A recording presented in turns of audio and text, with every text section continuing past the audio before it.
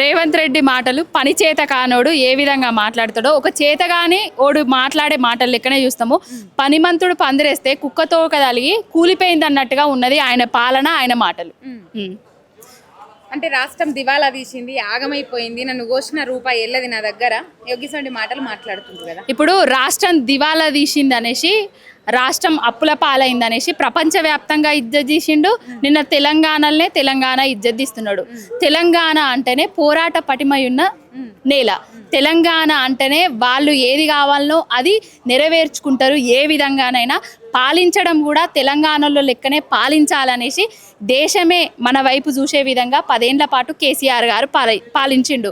ఆ విధంగా ఉన్న నేలను ఇప్పుడు భ్రష్టు పట్టిస్తున్నాడు ఒక దివాలా కోరోడు. ఆ 10 ఏళ్లలో దివాలా తీసేటట్టు చేసిండ్రు, ఆగమైంది, ఆ అప్పులు కట్టలేకని ఇప్పుడు ఆగమైతున్నా, నేను అందుకే ఆగమైతుంది అంటుండు కదా. 10 ఏళ్లలో కేసీఆర్ గారు 4,17,000 కోట్ల అప్పులు చేసి కాళేశ్వరం కట్టిండు. అతిపెద్ద లిఫ్ట్ ఇరిగేషన్ ప్రాజెక్టు కాళేశ్వరం కట్టిండు.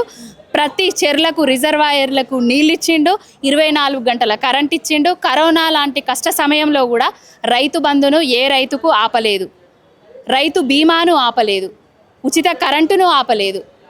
పేదోళ్ళకు వచ్చే పెన్షన్లను 2,200 పెన్షన్ 2,000 కూడా ఏ సమయానికి ఇవ్వకుండా ఆపలేదు.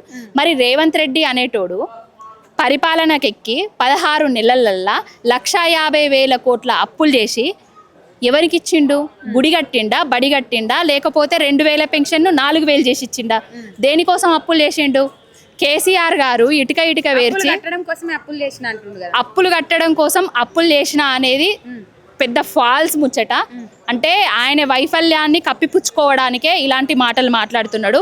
కేసీఆర్ గారు ఇటుక పేర్చి తెలంగాణను పునర్నిర్మాణం చేసి దేశమే మన వైపు చూసే విధంగా చేసిండు. మన ఏవైతే ఉన్నాయో పథకాలను బీజేపీ లాంటి భారతీయ జనతా పార్టీ జాతీయ పార్టీ లాంటి కాపీ కొట్టే విధంగా చేసిండు. మిషన్ భగీరథ పథకాన్ని హర్ ఘర్ జల్ అనేసి వాళ్ళు పెట్టుకొని వాళ్ళు కాపీ కొట్టిస్తున్నారు. పిఎం కిసాన్ యోజన అనేసి పెట్టిండ్రు, మన రైతు బంధును కాపీ కొట్టి. ఆ విధంగా చేసిన తెలంగాణను ఇప్పుడు రేవంత్ రెడ్డి అనే దగుల్బాజీ ఒక ఉద్యమ ద్రోహి వచ్చి నిలువునా ముంచేస్తున్నాడు. ఇవన్నీ చేతగానోడి మాటలు లెక్కనే చూడొచ్చు. ఇప్పుడు ఉద్యోగులకు అదిస్తా ఇదిస్తా అన్నాడు. అధికారంలో రావడానికి గిన్ని హామీలను ఇచ్చిండ్రు.